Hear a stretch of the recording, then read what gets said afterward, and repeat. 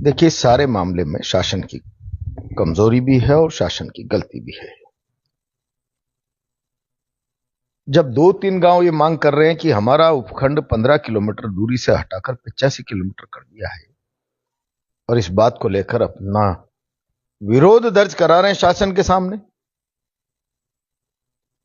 पूर्ण जिम्मेदारी और संवेदनशीलता से उसके समाधान के बारे में चर्चा करने के बजाय आप प्रोक करने का प्रयास कर रहे हो शासन के लेवल पर। नहीं नहीं, कोई बाइकाट नहीं, आप वोट डालिए, कुछ भी करिए। बस मतलब स्वाभाविक है लोगों में गुस्सा, और जो फिर लोगों के गुस्से के बाद शासन ने जो सामूहिक अत्याचार गांव पे किया है, मैंने कैसा मेरे जीवन में कभी नहीं देखा। ये तो सुना है कि 2 पक्षों में झगड़ा हो गया, आपस में एक दूसरे की संपत्ति को, प्रॉपर्टी को नुकसान कर दिया, विवाद हो गया, दंगा हो गया। शासन लोगों की संपत्ति का नाश करे। पुलिस की तो एक गाड़ी जली है, 80-100 मोटरसाइकिल है आम आदमी की, 10-20 कारें जीप हैं। क्या तमाशा भाई। अगर शासन इस स्तर पर उतारू हो जाएगा किसी बात का रिवेंज लेने के लिए कि जला दो पब्लिक की प्रॉपर्टी, बचेगा क्या व्यवस्था के नाम पर। और मुझे तो बहुत तकलीफ है। इतना सारा दृश्य मैं इसलिए नहीं जा पाया कि नरेश मेरे से व्यक्तिगत रूप से जुड़ा रहा है और मेरी वहां जाने की उपस्थिति पर लोग ये मानते हैं कि शायद मैंने इसको निर्दलीय चुनाव लड़ने के लिए प्रयोग किया होगा, जबकि मैंने उससे कहा था कि इस जवाहर सर्किल पर जो सभा हुई थी, पार्टी में तुम्हारी पैरवी कर रहे हैं, नहीं देते हैं तो नहीं लड़ना। इस गुस्से को, इस ताकत को, आक्रोश को बचा के रखना, आगे काम आएगा। इसलिए मैं नहीं जा पाया। लेकिन मुझे तकलीफ है। किरोड़ी लाल जी बहुत सीनियर नेता है, आप जाकर वहां क्या है, न्याय होगा और जुडिशियल इंक्वायरी होगी, संभागीय आयुक्त की इंक्वायरी होगी। क्या इंक्वायरी होगी, कब होगी? शासन के लोग संपत्तियां जला रहे हैं, किस दिशा में ले जाना चाहते हैं? शासन का काम है समाज की सुरक्षा, समाज की संपत्ति की सुरक्षा। शासन का काम समाज को असुरक्षा और समाज की संपत्ति का नाश करना, उसको जलाने का काम नहीं है। राजस्थान के इतिहास में ऐसा पहली बार हुआ है। घटनाक्रम क्या गलत हुआ, क्या सही हुआ, उस पर नहीं जाना चाहता, लेकिन यह शासन का काम नहीं है कि आप लोगों की संपत्ति जला दो किसी भी प्रतिशोध में। नो, पूरा राजस्थान शर्मसार हुआ। मुझे बहुत तकलीफ है।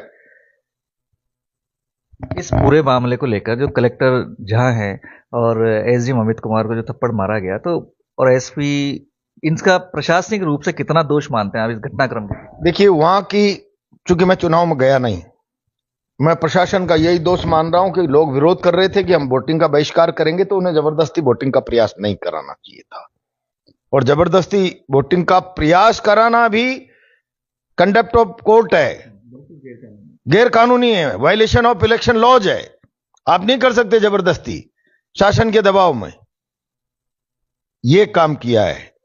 लेकिन मैं बहुत जिम्मेदारी से कह रहा हूं, आप खुद साक्षी हैं, इस समय संवैधानिक संस्थाएं पंगु हो रही है, इलेक्शन कमीशन से लेकर सब, और प्रशासनिक तंत्र का शासन की ढाल बनने के लिए जो बैजा इस्तेमाल हो रहा है। आपने देखा नहीं कोटा लोकसभा में बिरला जी ने चुनाव लड़ा या प्रशासन ने चुनाव लड़ा? और जब प्रशासन चुनाव लड़ रहा है, लोग उस चेहरे को काला नहीं करेंगे तो विद्रोह किसके खिलाफ भड़केगा?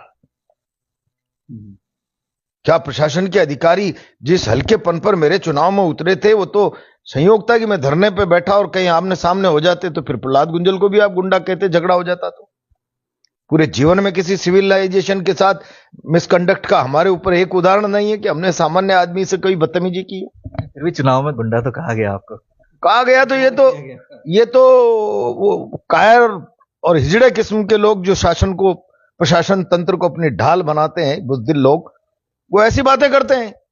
हुशारता मर्दानगी थी तो लोगों का भरोसा अपने कर्म के आधार पर जीतना चाहिए था। सारा शासन लगा दिया। और ये जो मैं आ रहा हूं इसलिए नहीं कह रहा हूं, ये तौर तरीके जन विद्रोह को आमंत्रित कर रहे हैं। आने वाले समय में प्रशासन को और सारी मशीनरी को आगाह कर रहा हूं, इस सिस्टम पर मत जाइए, निष्पक्षता चुनाव के समय रखिए। आपका ये तौर तरीका आने वाले समय में बड़े जन विद्रोह को निमंत्रण देने का काम है। बड़े जन विद्रोह को क्या होगा? फिर ये चुनाव कहा जाएगा कि शासन बिल्कुल एक तरफा गुंडागिर्दी कर रहा है, एक तरफा वोट डला रहा है? हथियार क्या है लोगों को संघर्ष के अलावा फिर इसके खिलाफ? तो क्या इसी संघर्ष के थ्रू जैसे अमित कुमार को थप्पड़ मारा गया, वो फर्जी वोटिंग करवा रहे थे, तो नरेश मीणा कहीं ना कहीं एक आक्रोश का प्रतीक बन गए, वो गुस्सा आ गया? क्या सारा मीडिया नरेश को गुंडा कह रहा है ना। कहिए ना, मीडिया ये भी कहे इलेक्शन बायलॉज का वायलेशन किया है, उसके खिलाफ क्या कॉग्निजेंस ले रही है सरकार? कौन सी किताब में लिखा है कि शासन के अधिकारी जबरदस्ती मतदान कराएं अगर जनता किसी अपनी वाजिब मांग को लेकर बहिष्कार कर रही है? तो बहिष्कार करना उसका डेमोक्रेटिक राइट है। आप कटेल कर दोगे, उसको क्रश कर दोगे कि नहीं हम तो शासन है, ताकत है हमारे पास, तोप तमंचे हैं, और उसका असर दिखाया आपने, महिलाओं पर गोलियां चलाई। कमाल है भाई। नो, शर्मनाक बात। अच्छा, तो इसमें ऐसा लग रहा है कि प्रशासन पूरी तरीके से नरेश मीणा को लगातार बंद करने के फिराक में है, मतलब वो बाहर नहीं निकलने देना चाह रहा। पहले उनकी जो याचिका थी वो 14 दिन के लिए न्यायिक अभिरक्षा में थे, फिर टोंक ने लिया। नरेश के मामले में मैं इतना ही कह सकता हूं, आप किसी पर अत्याचार करोगे उतना ही ताकतवर होकर निकलेगा।